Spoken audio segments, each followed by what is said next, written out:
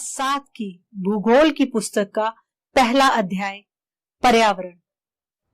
बच्चों, पर्यावरण हमारे जीवन का मूल आधार है। यह हमें सांस लेने के लिए हवा, पीने के लिए जल, खाने के लिए भोजन एवं रहने के लिए भूमि प्रदान करता है। पर्यावरण का शाब्दिक अर्थ है हमारे आसपास जो भी उपस्थित है, जैसे जल, थल, वायु तथा समस्त प्राकृतिक दिशाएं, पर्वत, मैदान व अन्य जीव जंतु, घर, मोहल्ला, गांव, शहर, विद्यालय, महाविद्यालय, पुस्तकालय आदि जो हमें प्रत्यक्ष या अप्रत्यक्ष रूप से प्रभावित करते हैं। डगलस व रोमन हॉलैंड के अनुसार पर्यावरण उन सभी बाहरी शक्तियों व प्रभावों का वर्णन करता है जो प्राणी जगत के जीवन, स्वभाव, व्यवहार, विकास एवं परिपक्वता को प्रभावित करता है। चलो अब हम पाठ को शुरू करते हैं। पाठ में एक बच्चे का जिक्र किया गया है। उसका नाम रवि है। बच्चों, रवि लंबी छुट्टियों के बाद स्कूल जा रहा था। तब उसने देखा कि उसके स्कूल के निकट के खेल के मैदान में खुदाई हो गई थी। वही एक मैदान उनके खेलने के लिए वहां पर था। लोगों ने बताया कि वहां अनेक फ्लैटों वाली एक बड़ी इमारत बनेगी। जब रवि को समझ में आया कि मुलायम घास, गेंदे के फूल एवं तितलियों वाला विशाल मैदान अब हमेशा के लिए नष्ट हो चुका है, तो उसकी आंखों से आंसू झलकने लगे। उसने यह बात अपने सहपाठियों को बताई। सुबह की सभा में प्रधानाचार्य जी ने भी बहुत उदासी से कहा, देखो कैसे हमारा पर्यावरण बदल रहा है। बच्चों, कक्षा में पहुंचकर रवि ने अपने शिक्षक से पूछा, पर्यावरण क्या है?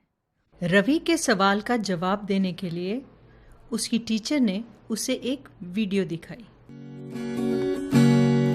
वो सब जो मुझे आस पास घेरे हुए हैं, वो सब जो मुझे आस पास घेरे हुए हैं, जल हो या हवा, थल हो या आसमां, ताप या प्रकाश, जो है जीने की आस, पर कचरे के यहाँ भी तो ढेरे हुए हैं, वो सब जो मुझे आस पास घेरे। उसके शिक्षक ने बताया, जो कुछ भी आप अपने आसपास देखते हैं।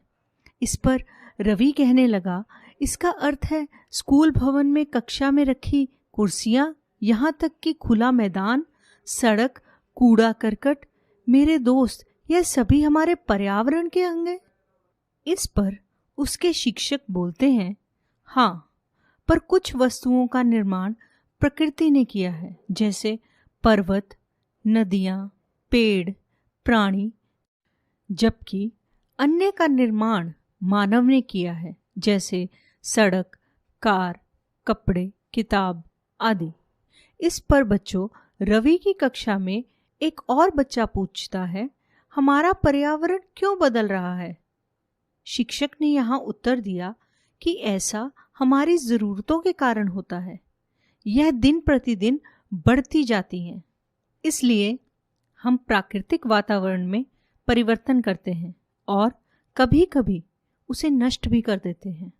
बच्चों, अब आप समझ गए होंगे कि किसी भी जीवित प्राणी के चारों ओर पाए जाने वाले लोग, स्थान, वस्तुएं एवं प्रकृति को पर्यावरण कहते हैं। यह प्राकृतिक एवं मानव निर्मित परिघटनाओं का मिश्रण है। प्राकृतिक पर्यावरण में पृथ्वी पर पाए जाने वाले जीवीय एवं अजीवीय दोनों परिस्थितियां सम्मिलित हैं, जबकि मानवीय पर्यावरण में मानव की परस्पर क्रियाएं, उनकी गतिविधियां एवं उनके द्वारा बनाई गई रचनाएं सम्मिलित हैं।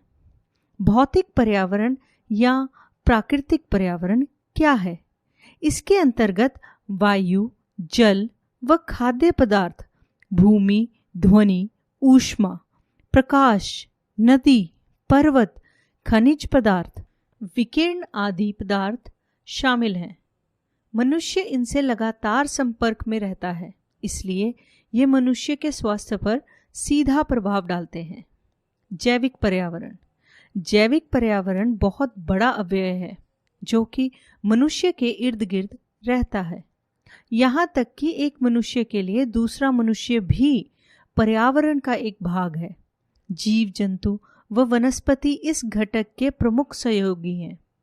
जैविक पर्यावरण को दो भागों में बांटा जाता है। पहला पौधों का वातावरण, दूसरा जीवों का वातावरण। अगला है मनोसामाजिक पर्यावरण। मनोसामाजिक मनुष्य के सामाजिक संबंधों से प्रकट होता है। इसके अंतर्गत सामाजिक, आर्थिक, सांस्कृतिक, राजनीतिक एवं आध्यात्मिक क्षेत्रों में मनुष्य के व्यक्तिगत विकास का अध्ययन करते हैं। मनुष्य एक सामाजिक प्राणी है। उसे परिवार में माता, पिता, भाई, बहन, पत्नी तथा समाज में पड़ोसियों के साथ संबंध बनाकर रहना पड़ता है। उसे समुदाय, प्रदेश एवं राष्ट्र से भी संबंध बनाकर रहना पड़ता है। मनुष्य सामाजिक व सांस्कृतिक पर्यावरण का उत्पाद है जिसके द्वारा मनुष्य का आकार तैयार होता है। रहन सहन, खान पान, पहनावा, ओढ़ावा, बोलचाल या भाषा शैली व सामाजिक मान्यताएं मानव व्यक्तिगत का ढांचा बनाती हैं। अब बात करते हैं पर्यावरण के घटकों की। सबसे पहला है प्राकृतिक, उसके बाद है मानव और तीसरा घटक है मानव निर्मित। सबसे पहले हम बात करेंगे प्राकृतिक घटक की, जिसमें हमें वायुमंडल, स्थल मंडल, सजीव जिसे हम जैव मंडल भी कहते हैं, जल मंडल, ये सब आते हैं। उसके बाद बारी आती है मानव की। इसमें एक व्यक्ति, परिवार, समुदाय, धर्म, शैक्षिक संस्थान, आर्थिक संस्थान तथा राजनीतिक स्थिति आते हैं। इसके बाद वो सब चीज़ें आती हैं जो मानव ने बनाई हैं, मानव निर्मित। इसमें आते हैं पार्क, पुल, सड़क, स्मारक, उद्योग तथा इमारतें। बच्चों, पर्यावरण यानी एनवायरमेंट शब्द की उत्पत्ति फ्रेंच शब्द एनवायरोनेर से हुई है, जिसका अर्थ है पड़ोस। बच्चों, अब हम पढ़ेंगे प्राकृतिक पर्यावरण के बारे में।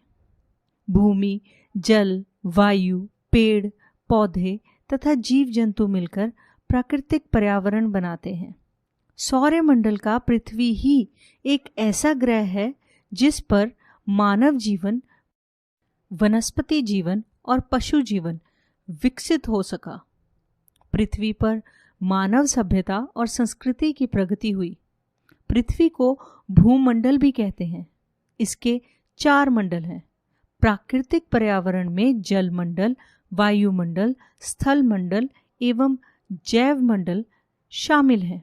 सबसे पहले बात करते हैं स्थल मंडल की। पृथ्वी के सबसे ऊपर की ओर ठोस परत पाई जाती है। यह अनेक प्रकार की चट्टानों, मिट्टी तथा ठोस पदार्थों से मिलकर बनी होती है। इसे ही स्थल मंडल कहते हैं। स्थल मंडल में भूमि भाग व समुद्री तल दोनों ही आते हैं। स्थल मंडल संपूर्ण पृथ्वी का केवल 3/10 भाग है। शेष 7/10 भाग समुद्र ने ले लिया है। स्थल मंडल वह क्षेत्र है जो हमें वन, कृषि एवं मानव बस्तियों के लिए भूमि, पशुओं को चराने के लिए घास स्थल प्रदान करता है। यह खनिज सभ्यता का भी एक स्रोत है। यह चट्टानों एवं खनिजों से बना होता है। मिट्टी की पतली परत से ढका होता है। यह पहाड़, पठार, मैदान, घाटी आदि जैसी विभिन्न स्थल कृतियों वाला विषम धरातल होता है। यह स्थलाकृतियां महाद्वीपों के अलावा महासागर की सतह पर भी पाई जाती हैं। जलमंडल। जलमंडल से अर्थ जल की उस परत से है जो पृथ्वी की सतह पर महासागरों, झीलों, नदियों तथा अन्य जलाशयों के रूप में फैली है। यह सभी प्राणियों के लिए आवश्यक है। 97.3% महासागरों और सागरों में है। शेष 2.7 हिमनदी और बर्फ के पहाड़ों, मीठे जल की झीलों, नदियों और भूमिगत जल के रूप में पाया जाता है। वायुमंडल भूमंडल का तीसरा मंडल वायुमंडल है। स्थल मंडल व जल मंडल के चारों ओर गैसों जैसे पदार्थों का एक आवरण है।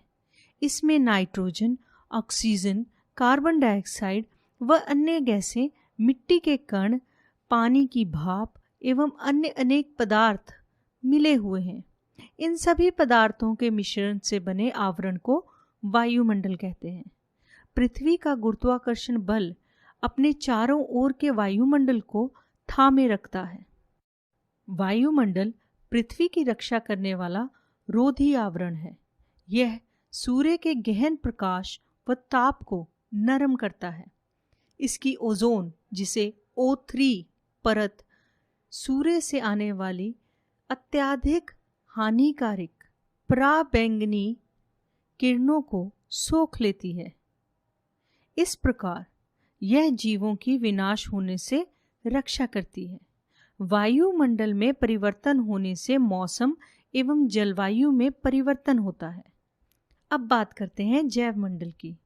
जैवमंडल का विशिष्ट लक्षण यह है कि वह जीवन को आधार प्रदान करता है। यह एक विकासात्मक प्रणाली है। इसमें अनेक प्रकार के जैविक व अजैविक घटकों का संतुलन बहुत पहले से क्रियाशील रहता है। जीवन की इस निरंतरता के मूल में अन्योन्य आश्रित संबंधों का एक सुगठित तंत्र काम करता है। वायु, जल, मनुष्य, जीव जंतु, वनस्पति, लवक, मिट्टी एवं जीवाणु, ये सभी जीवन चरण प्रणाली में अदृश्य रूप से एक दूसरे से जुड़े हुए हैं और यह व्यवस्था पर्यावरण कहलाती है। यह पृथ्वी का वह संकीर्ण क्षेत्र है जहाँ स्थल, जल एवं वायु मिलकर जीवन को संभव बनाते हैं। सौर ऊर्जा सूर्य से प्राप्त होती है। ये जैवमंडल को सजीव बनाए रखती है।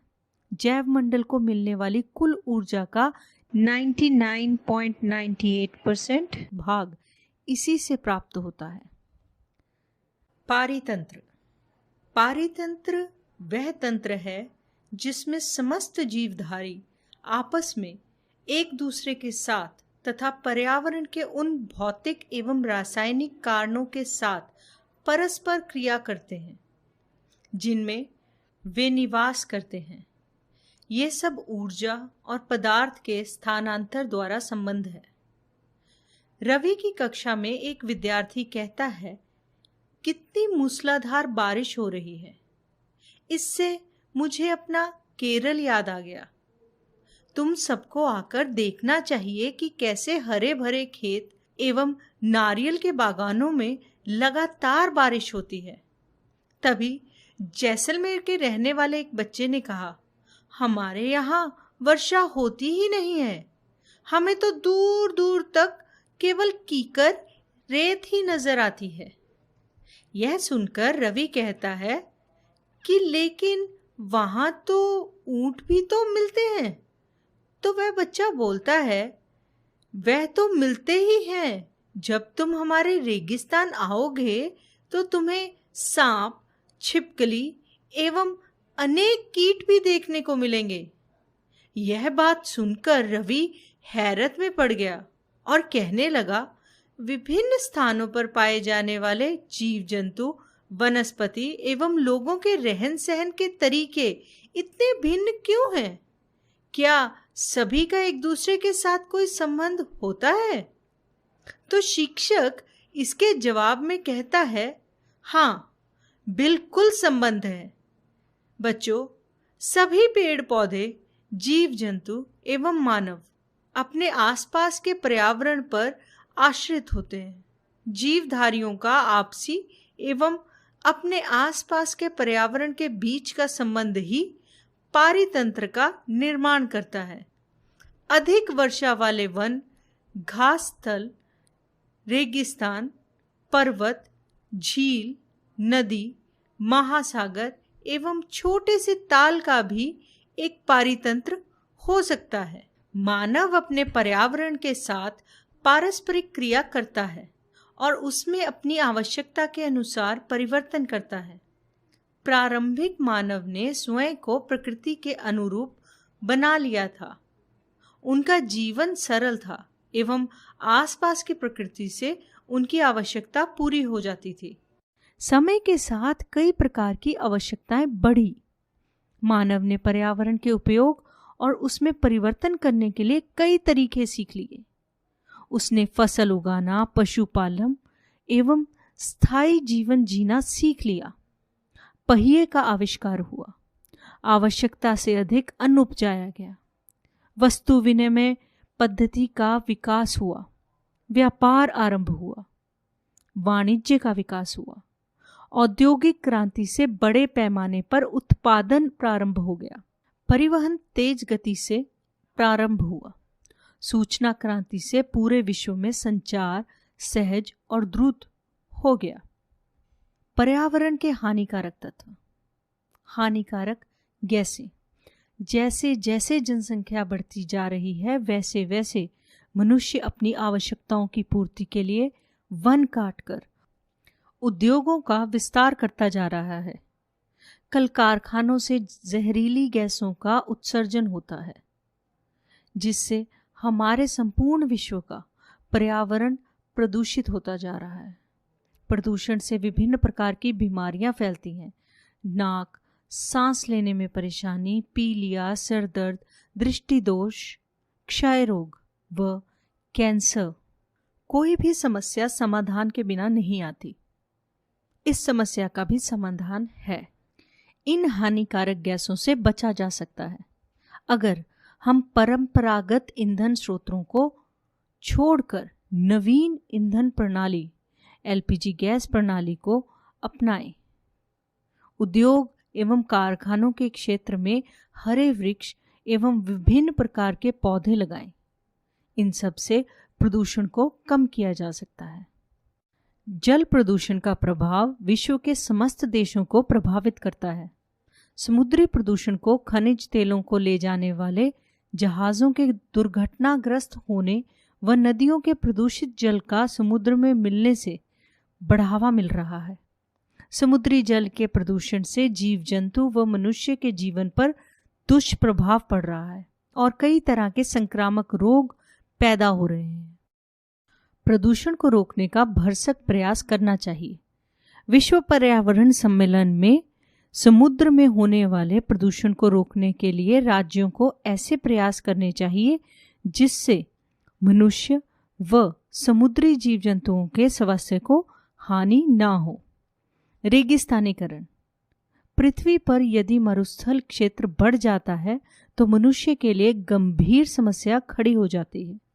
इसके मुख्य कारण पृथ्वी में पानी की कमी, वन क्षेत्रों का मनुष्य द्वारा किया गया विनाश, संरक्षण प्रदान करने वाली पहाड़ियों की निर्जनता तथा जनसंख्या में वृद्धि होना है। विकर्णीय प्रदूषण। विकर्णीय प्रदूषण मानवीय स्वास्थ्य एवं उसके विकास के लिए हानिकारक होता है। इसका प्रभाव मानव शरीर के आंतरिक व बाहरी भागों पर पड़ता है। इसलिए रेडियोधर्मी विकिरण से बचना चाहिए। इन किरणों के उपयोग को विशेष परिस्थिति में स्वीकार करना चाहिए तथा इसके अधिक प्रयोग से बचना चाहिए। पर्यावरण की आवश्यकता। प्रकृति का क्षेत्र अधिक विस्तृत तथा रहस्यमय है जो कि पर्यावरण के साथ जुड़ा हुआ है। मनुष्य विकसित तथा सामाजिक प्राणी है, इसलिए वह प्राकृतिक घटनाओं का ज्ञान व उसके कारण ढूंढता है।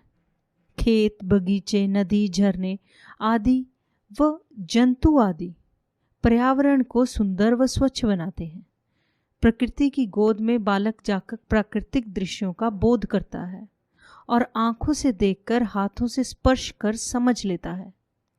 यूनिसेफ ने प्राथमिक स्तर पर एक योजना पर्यावरणीय शिक्षा विद्यालयों में शुरू कर दी है। इसके द्वारा विद्यार्थियों को शिक्षण दिया जाता है जिससे वे पर्यावरण के प्रति जागरूक भी हो जाते हैं।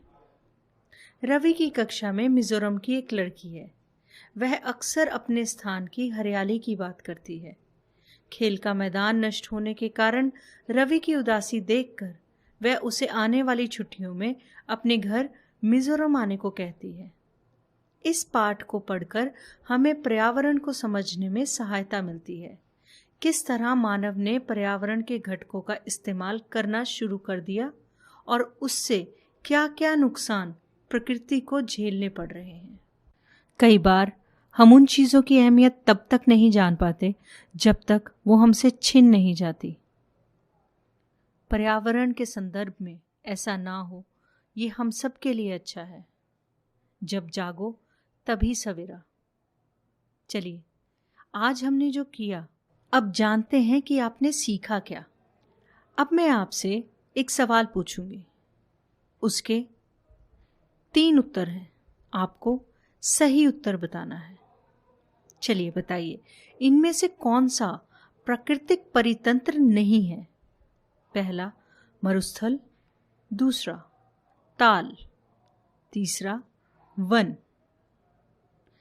बिल्कुल सही जवाब, ताल। ताल एक मानव निर्मित परितंत्र है। इनमें से कौन सा मानवीय पर्यावरण का घटक नहीं है? स्थल, धर्म, समुदाय। बिल्कुल सही जवाब, स्थल मानवीय पर्यावरण का घटक नहीं है। ये प्राकृतिक पर्यावरण का घटक है। इनमें से कौन सा मानव निर्मित पर्यावरण है? पहाड़, समुद्र या सड़क? बहुत ही आसान था।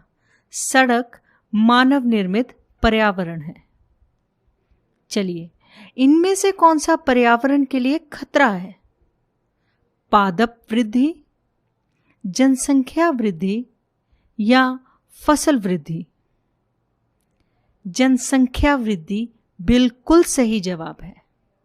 चलिए, अब आपको अपनी स्क्रीन पर बाएं हाथ पर कुछ शब्द दिख रहे होंगे और दाएं हाथ पर कुछ वाक्य। हमें सही शब्दों को सही वाक्यों के साथ मिलाना है। पहला वाक्य, जैवमंडल, वायुमंडल, जलमंडल तथा पर्यावरण। जैवमंडल वह संकीर्ण क्षेत्र जहां स्थल, जल एवं वायु पारस्परिक क्रिया करते हैं। वायुमंडल पृथ्वी को घेरने वाली चादर। जलमंडल जलीय क्षेत्र। पर्यावरण जीवों एवं उनके परिवेश के बीच संबंध। चलिए, अब कुछ रिक्त स्थानों की पूर्ति करेंगे। विश्व पर्यावरण दिवस को खाली स्थान मनाया जाता है 5 जून को। सभी पदार्थों के मिश्रण से बने आवरण को रिक्त स्थान कहते हैं। वायुमंडल पहाड़ को हम पर्यावरण नहीं बोल सकते, मानव निर्मित।